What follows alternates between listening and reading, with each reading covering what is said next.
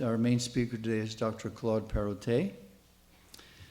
Claude traveled recently to Albania and Kosovo in the capacity as an advisor to UPF Europe.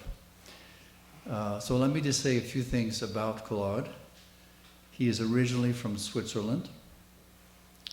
Claude speaks several languages. I think I have enough fingers to count how many he speaks fluently. He spent several years working on peace projects in the Balkans, beginning in 1990, and was invited to return to the region and welcomed that opportunity when we got the invite. His sermon today will be connected to the heart of Jesus in loving his enemies in the effort to bring reconciliation and peace among nations that have been formerly in conflict. And we'll hear about his experience in Kosovo and Albania. Dr. Perrottet became a member of the Unification Church in 1971 in Paris. In January 1973, he joined the very first group of Europeans to travel to the U.S. at True Parents' direction.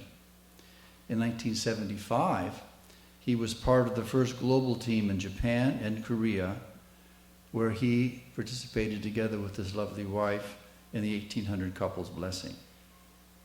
Together they have a daughter, Wasu Rachel, who is now watching them from above. For 12 years he was the national leader of Switzerland and then later Albania, as well as the regional leader of South Europe. He is a UTS graduate, and he has earned his PhD in philosophy of religion. And he has been teaching graduate courses in global development and peace at UB for many years. He currently teaches peace studies at UTS and has served for a number of years in the recent past as the Secretary General of the Research Institute for the Integration of World Thought, and has taught and researched and translated texts for unification thought for many decades. Concurrently, he continues to pursue his academic research and has published on topics, philosophical topics, such as Kant and perpetual peace, Tillich and Kant, and Zen Buddhism. And so just let me personally say, so proud to be able to introduce Dr. Perrottet this morning. He and his beautiful wife are pillars in our community. They're kind of undiscovered, perhaps if you don't know them so well, treasure, and really a central force of faith for all of us here. So let's welcome up Dr. Perrottet.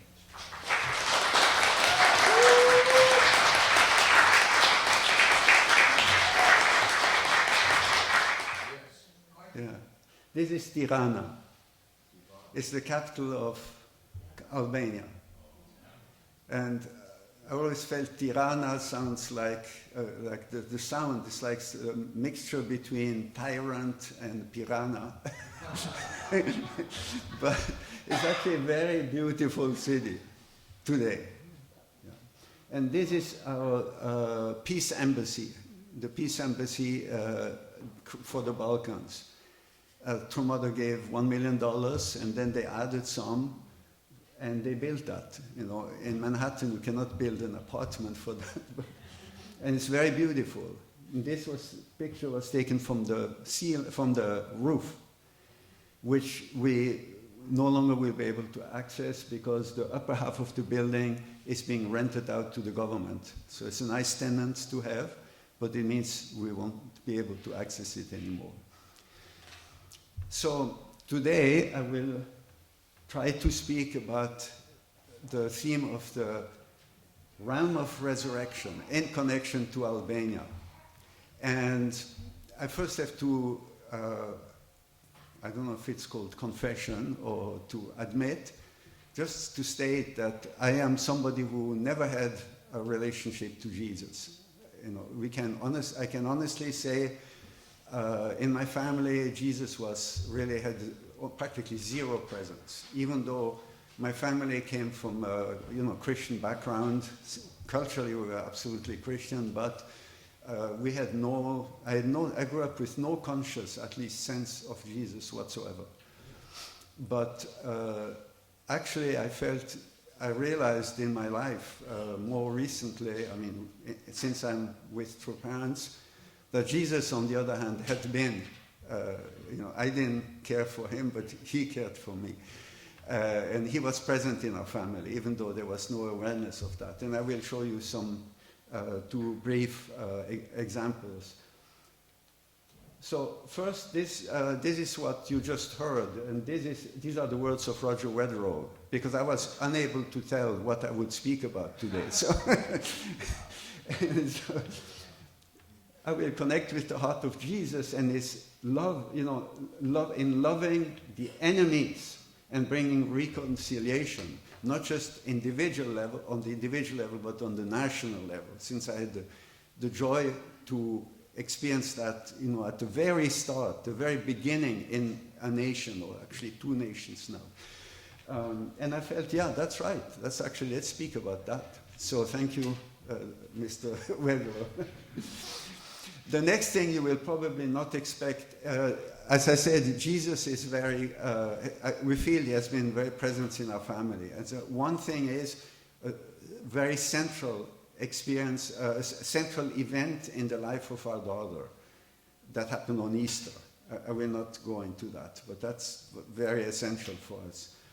And the second one, or actually the first one, is this one. When in 1972, true parents came to Europe, I believe, but anyway, what I know is they came to Paris, France, where I'd joined 1 year earlier. And my mother had just heard the principle, my brother had joined after me, and my mother had just heard all the principle from Reverend Vincent's, and she had kind of joined, but she wasn't sure about Father. And so Reverend Vincent asked her to come from Switzerland, where she had returned, to Paris. And on that day, that was Easter Sunday, 1972, she met Father, she shook hands with him, and she said the moment she shook hands, she knew he is the one. So, and my mother is in the middle, I'm on the right, my brother is on the left. So, actually, for me, this was an incredibly struggling day. The day before, I was sitting in the room where Father was speaking, and he was so close to me that his pants touched Father's pants touched my face. And I felt so negative inside. I don't know why, but so struggling. And then I was aware, I felt Father must feel every single feeling I have, and this was unbearable. So that's an honest account. But then the next day we had that. Okay, so this is just to say there is a connection. Yeah, and then of course, Father has a connection with Jesus today. So somehow these things come together, in our life. And suddenly you become aware, it's not by chance. Okay, this is actually what Father said on that day. Here's the meaning of the year 78. It was in 72. Communism began in 1917, could maintain itself approximately 60 years. In 79 is the borderline, and communism will then decline. So that was the first time Father announced the end of communism, like 13 years before he did that in Geneva at the PWP conference. This was, so talking about communism, not yet. This is the main substance of Father's speech that I wanted to address today in connection to Albania. And it's a speech that was given 30 years ago by true parents, by true Father, the Ram of Resurrection. And I will read that. As we know, today is the second Sunday of April. That's the case also today, Easter Sunday, which is celebrated all around the world to commemorate the day of the resurrection of Jesus. And April is also the month in which all things of nature are reviving because it's spring. So we all know that. And this year there's also Passover, the Jewish Passover came very close, and the Muslims have Ramadan. Yeah.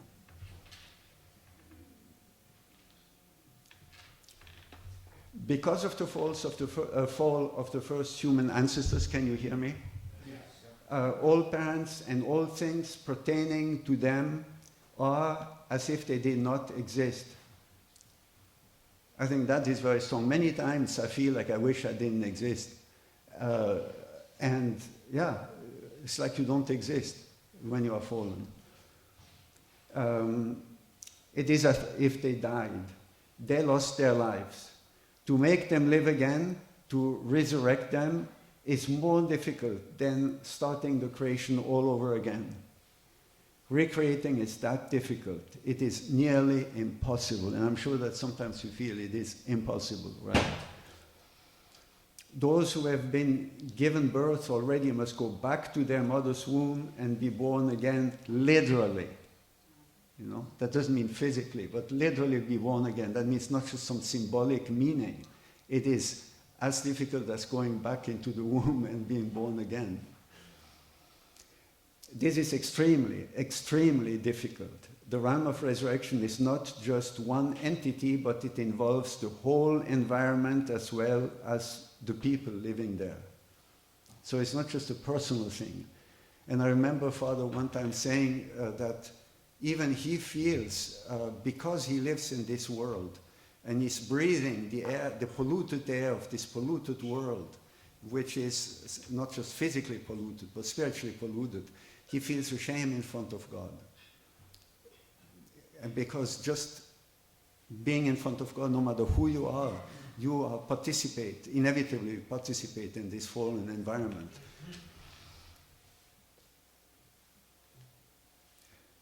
So it is not just individuals who are dead and need to go back to their mother's womb to be born again as living beings. That is the spiritual, I would say, a Christian concept.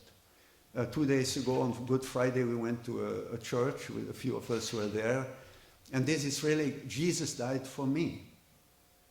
But actually, Jesus died for me, and true parents lived and died for me, but also for all of us, not just each one individually, but as a whole together, being able to live together. And so the whole family federation, the blessing, the country and all things of the world must do this too. The realm of resurrection includes all things in the world. So this brings me to my time in Kosovo and in Albania. I say Kosovo sometimes, that's the Albanian way, so that's my preferred way, but the Serbs say Kosovo, and that's the more, so it's the same thing. In 1990, when the Soviet Union collapsed, Father asked all Western European nations to be paired with one nation in Eastern Europe. And it was in Hanamdong, the former residence of true parents in Korea. And all the national leaders from the West had to come to a place, to True Father, and he using, a Korean way to basically, at random, be guided to match two people, or in this case, two countries together. Father did that, and then we were in a row, and then this, France got Poland, I think, and so on and so forth. I was the last. And in front of me, there was one brother, and the two countries that were left were the Soviet Union and Albania. And I thought to myself, I hope I get Albania, because it's the worst. And I like to be, I'm extreme by nature, so I like extremely good things, but if I cannot get extremely good, extremely bad is okay too. And then the person in front of me picked the Soviet Union. So Father, just give me Albania, I didn't need. So that's how it started. And then we had some connection. And the first thing that I did with my wife, we went to Albania. And so that was still under the communism. Oh, I forgot. There's a continuation to the speech that's connected to that. Father said, about the resurrection, everything that I just read, even the KGB and Kim Il-sung from the farthest left side have come to realize this truth. How can those on the side of God not understand? He said that in America. Well, that applies to, this is true mother speaking in Albania and giving the blessing in Albania. Albania was also such a country like North Korea, and they suddenly, out of nowhere, became the most spiritually productive country in Europe.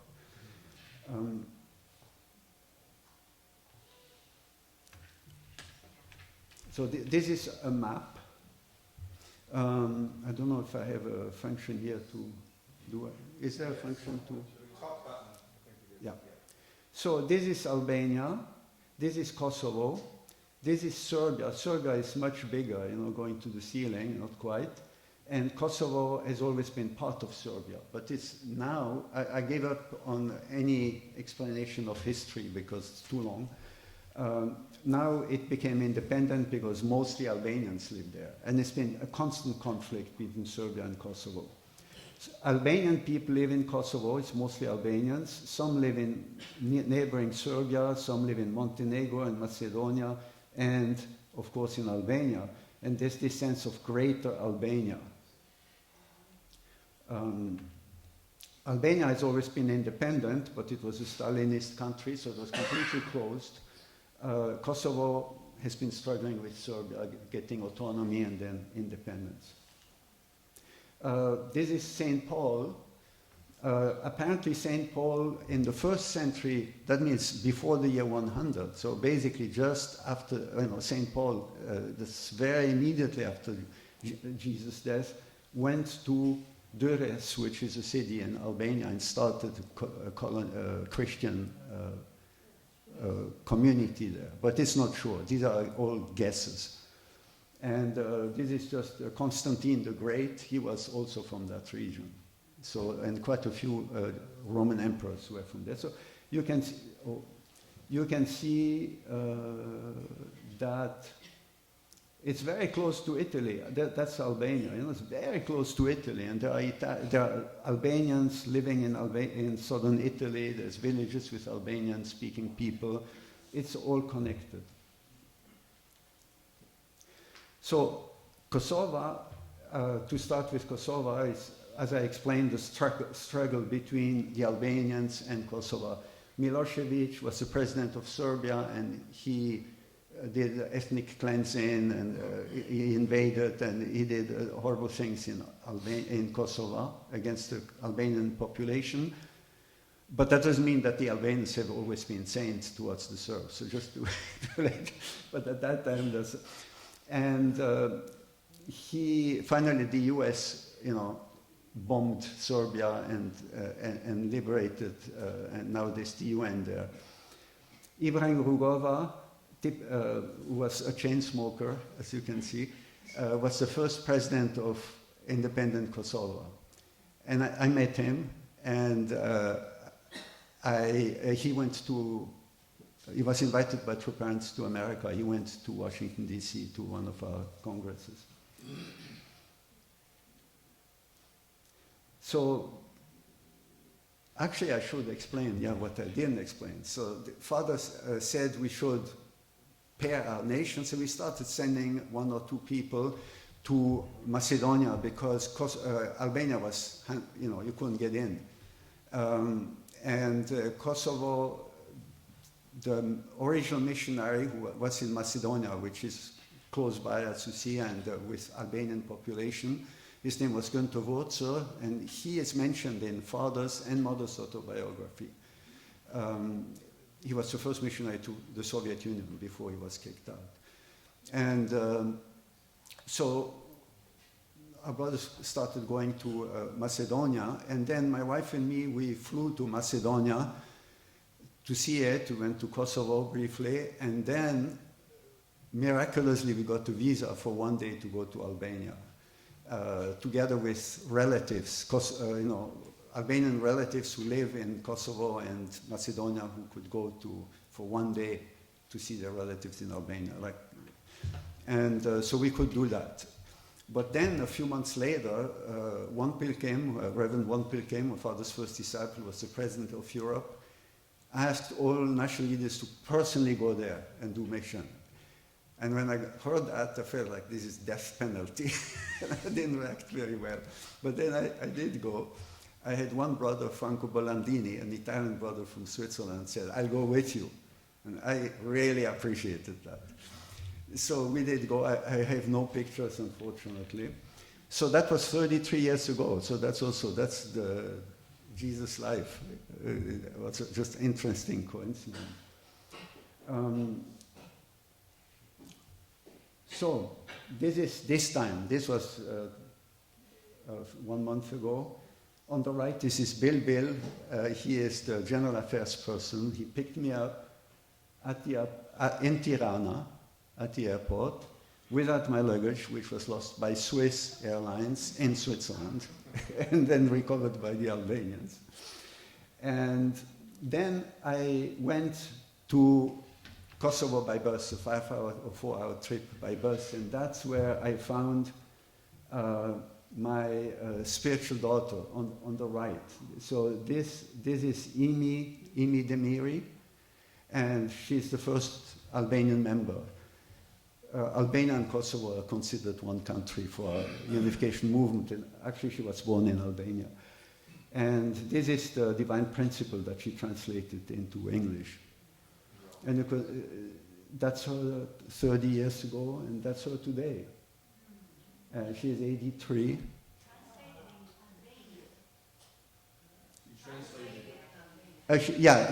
What did I say? Oh yeah, no, that was not necessary. Thank you. Yeah, she translated it into Albanian. Yeah. And when we went there, we were lucky to have the missionary going to Wurzel had already been there and made some contacts. And one of the contacts was the dean of the Faculty of Arts and Letters, or whatever you call literature, who allowed us to use his office like our headquarters. This was completely miraculous. And the head of the English department was this gentleman, Sadiq Berisha. And you see here, this is the room where I stayed. This is the prayer room. And he's kneeling there in front of Chopin's picture. And after I left, he would come. He had a heart problem. He died since from that.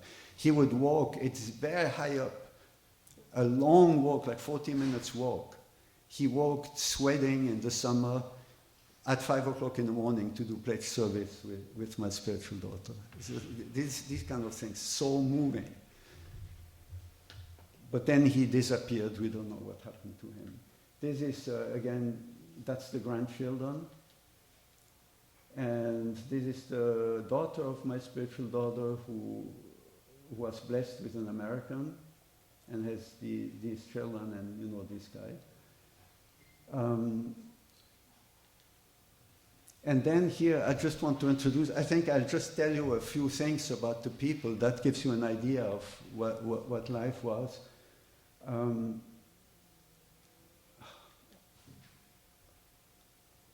This Shemsi Krasniqi, he was an assistant. They were both assistants at the university because all our contacts were at the university mostly, and we had to ask people to sign something for the equivalent of UPF, some statement. So they were both assistants. Today they are both full professors.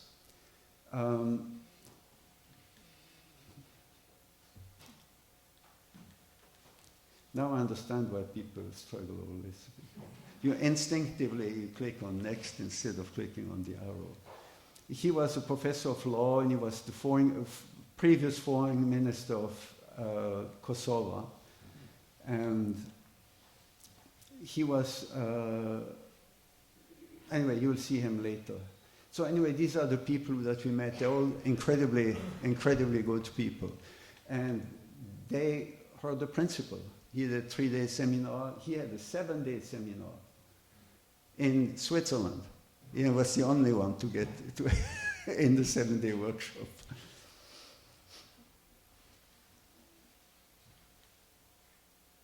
Okay, and this is more of my visit. So you might be interested in this. I think this is the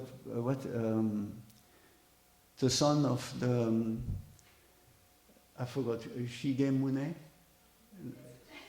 Whatever, I get it wrong each and every single time. Anyway, I think that's him. It's hard to say. I had to give a lecture, so I was not, just while I was waiting, I quickly, this is the current leader of the church leader in Kosovo, which is like a branch of Albania. And she's wonderful. Young blessed couple, really wonderful, wonderful person.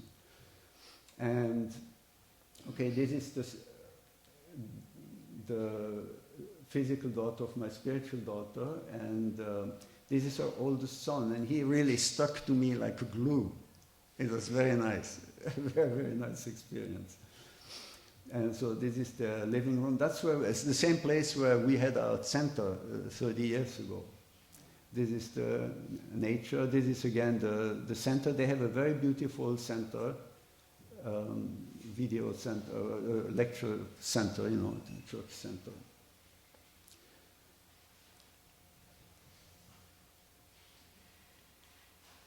Okay, and this is the main reason why I went. Here you have, this is Jacques Marion, and he's my student in Peace and Conflict Studies, but he's also the co-chair of UPF in Europe and the Middle East. And he insisted, please come to visit, because I want to introduce you to this man who is the president of a university there. And it took him a while to convince me, and finally Dr. Walsh invited me to go, so I did. And this is the UPF representative in Kosovo, Ejona. This is the first professors that Albania had, the head of the UPF in Albania, Professor Apostoli. And this is Gani Roshi. He was the first national leader, Albanian national leader of Albania, and now he's the head of UPF. And so we had a very nice meeting, and there's possibility that I could go back and teach peace studies there for a brief time. So the purpose is to get the academics involved, because now we have lots of contacts with the politicians, all the top politicians, all the presidents and prime ministers of Kosovo and many from Albania. They all have worked with us, gone to our meetings. But these people come and go, and they are politicians. They tend to be a little bit superficial. But academics stay longer. So that is the desire, to be able to, and to speak about how to help their situation. This is something we had 30 years ago in Geneva, which I will not speak about because I'm sure I'm already over time. These were many VIPs from Yugoslavia coming together to try to save Yugoslavia. That was the idea, but the providential timing was off because it collapsed. Yugoslavia collapsed under our eyes. I would have many things to say, but I know I don't have time. Then Albania, that's different. Albania doesn't have the problem of fighting with Serbia. They were always independent, but they were Stalinist from 46 to 91. This is Enver Hoxha. This is the Kim Il-sung. And you can see him here. That's a drawing. That's a typical communist style with a cigarette. Note the cigarette. And he was proud in 76 to establish the first officially atheistic country in the world. So there was a death penalty for religious ceremonies and especially for proselytizing.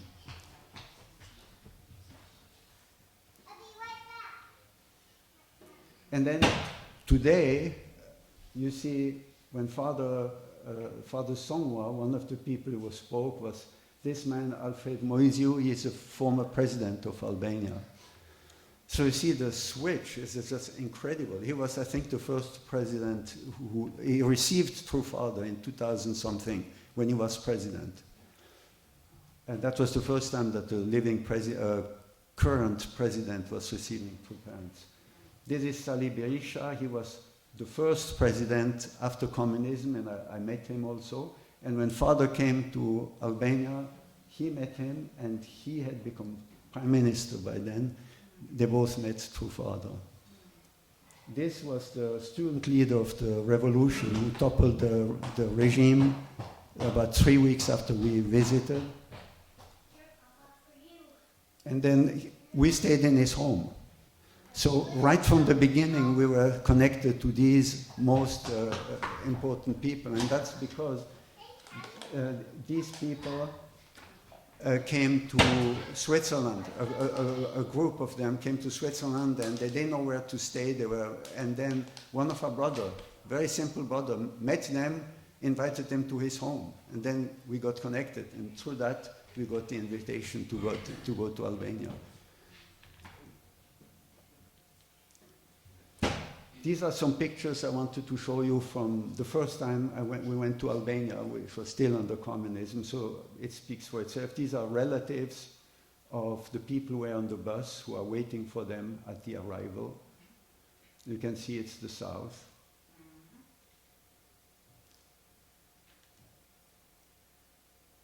This is the same hotel that you saw before, if you paid attention, under communism. Now there's an intercontinental hotel being built that dwarfs it. That's Albania today. And this church, when we went there, had this star on top, a communist star. They took it down and it's there. And they have 700,000 of those. They are removing them little by little, but these are bunkers that their dictators placed there so that they could defend themselves against an invasion from, I don't know from whom. And these are the people I met in Albania, and these are old pictures. And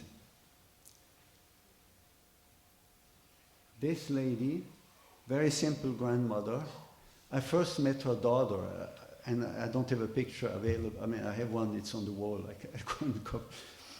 And grandmother, daughter, and granddaughter. And this was, again, under communism. And during that time, the mother, her daughter, was one, and of course, their background is Muslim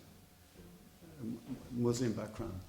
And Muslim and atheistic, and Enver Hoxha hated Islam even more because he came from Islam himself, so particularly ruthless against Islam. And one day that daughter of this lady was on the balcony, and she suddenly saw Jesus in the sky. And then she started joining underground Christian groups all the way until the end, until I met her, and then she learned the principle. So a Muslim person meeting Jesus in the sky, incredible. This person here is the wife. That's a painter, a very good friend. I talked to him. But she is the wife of him. And she's also Muslim. And also, during the communism, she became a member of an underground Christian church because she had an experience with Jesus. So it's incredible.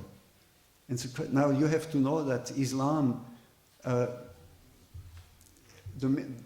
Balkans in general, are a Christian tragedy. These are the places where Christianity started. You know, it started in North Africa, which is now entirely Islamic.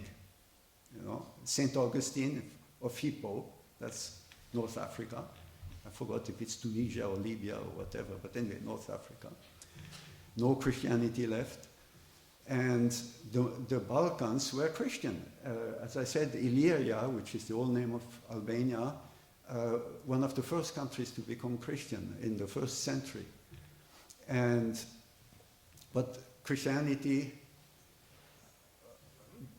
got into all its problems, and the Crusades, etc., and lost its power. So that finally the Ottoman Turks, who were Muslims, invaded all the way to Vienna on one side. On the other side, they came all the way to France. So Serbia, which is Christian to this day, they were dominated by the Muslims, creating lots of resentment. And Albanians were among the first Christians, but then they were dominated by the Ottoman Turks, and many were not forced to convert, but they had to pay taxes if they didn't, and they were very poor, starvation diet. So most of them converted to Islam. But many converted only towards the very end, that means like 100 and some years ago. That's why you feel the spiritual atmosphere. I mean, all the ancestors are Christian. All the ancestors, so you can see spiritual world working. It's really very special. This is a family that welcomed us. That's the grandparents. Again, there's the family, the parents, and the children. We call them the nonno, il nonno, the grandfather. They all speak Italian, and they speak many languages. It's incredible how they speak, even without going out. He was highly educated, spoke various languages, he had gone to an American school. And because of that, when the communists took over, he was sent to a concentration camp, and his family was cut off the grid. So his son couldn't go to school at all. And you could see the son is like not the same family. He is a totally uneducated, very good-hearted man, but totally uneducated. I think he didn't even go to primary school, nothing. And then their son is again completely very educated. So it shows you the chance of getting an education. It's just amazing. And the same true for spiritual education, by the way. I remember with my wife when we arrived at the airport in Albania, the feeling when you see the population, because first atheistic, it's really atheistic. That means there's no sense of spirituality, zero. And unless you experience it, you don't know. You just cannot imagine. You look at people's face and you realize what that means. They are our brothers and sisters. And now, of course, they changed. They changed completely. But this was really scary. And I don't know, some of you may still know Thomas Cromwell. He was the editor of the Middle East Times many years ago, living in Egypt. And he visited Albania at that time. And he said, Albania is 500 years behind any country in the Middle East in terms of development. And I cannot say, I've not been in the Middle East, but it's credible. So, and this is another friend who is a well-known professor today. Okay, this is Tirana today, some of Tirana. That's a shopping center today that looks more like Singapore than Albania, but it changed, right? And this is this is one of the friends we had. She even went to Korea for on the 11th of April 1992 for the inauguration of Women's Federation with my wife, with my spiritual daughter from Kosovo and somebody else. But when I wanted to see her this time, our church in Albania said, she's a LGBT activist. And so they were not very excited, obviously, very famous. If you Google her or the other, pages and pages. But I thought, I'll see her again. And I must say, we didn't talk about that. And she knows where I stand. I was so happy to see her. I was so happy to see her. As soon as we met, we hugged, and then we talked, and at the end we hugged more strongly. It was so wonderful. So I'm so happy I did go to see her. And I think that's very important, that we can relate to people from all sides, because they are brothers and sisters. She's not lesbian, she is just supporting the cause. This is another university that I met, president, same thing as in Albania. These are actually the reasons why UPF paid for my trip. And then, just explaining a little bit, why is it so important to bring peace studies to the Balkans, and especially to Albania and Kosovo. So, historically unstable. Albania used to be a strong communist, conflict with Serbia and Kosovo. There's still the UN, and well, the US helped, and they're trying to go to the European Union. So these are just some points. I will not go too much into it. What we can bring, so we can bring, I believe, we don't need to bring the spirit of forgiveness, even though, because it's there, even though it's hiding under stones. Neither the Albanians nor the Serbs are really inclined to forgive each other, unfortunately. That's why you still need the UN. It's quiet, but the hatred is still there.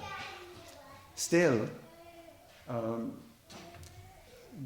course, both religions teach forgiveness, so they are trying, some people try. But what we can bring, I think, which is much more powerful, is there are no bad people. Our teaching of true parents' teaching is there is no bad people. There are only people, bad people need to be eliminated. Like if you eat some food and it's bad, you throw it away. So if some people are bad, you have to eliminate them, kill them. But there are no bad people. There are just people who have lived unprincipled lives. And they have created unprincipled social structures. And these people have to change and live principled lives. Also, desires. Many people, especially in peace studies, they speak always of evil social structures. I don't say evil, they say, unjust, unfair social structures. They have to be destroyed and replaced by others. This has a very heavy and somehow brutal feeling to it. Also, you have to deny the desires. For instance, with the environment, stop traveling, stop doing this, stop doing that. This is not our perspective. We just have to reverse the order of desires and center them on the love of God. And then we can do many more things than we are doing now without destroying our environment. And politically also, everybody can live very happily together. You don't need to eliminate the other side. So I think that presentation is very, very needed there, and people are very, very receptive.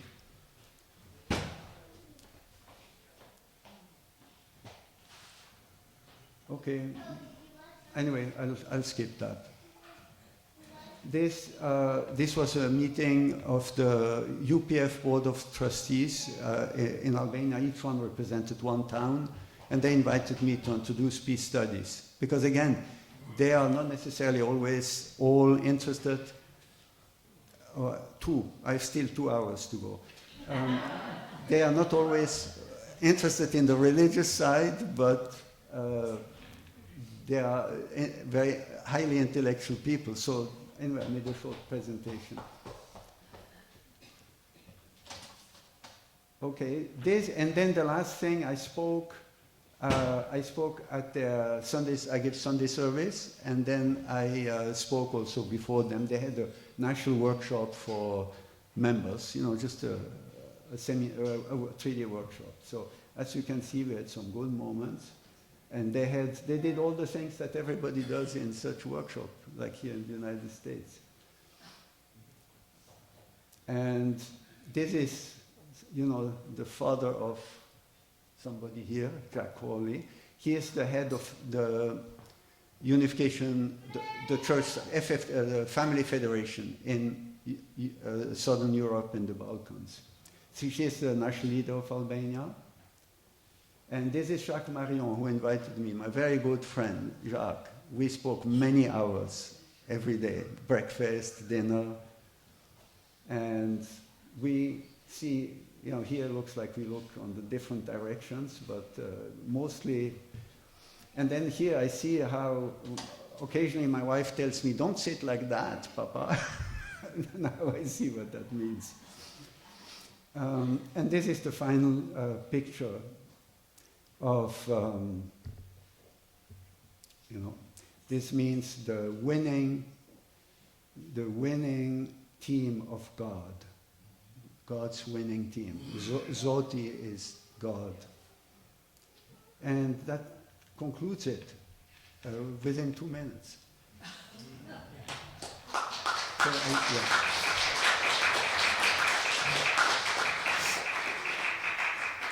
Okay, let me pray.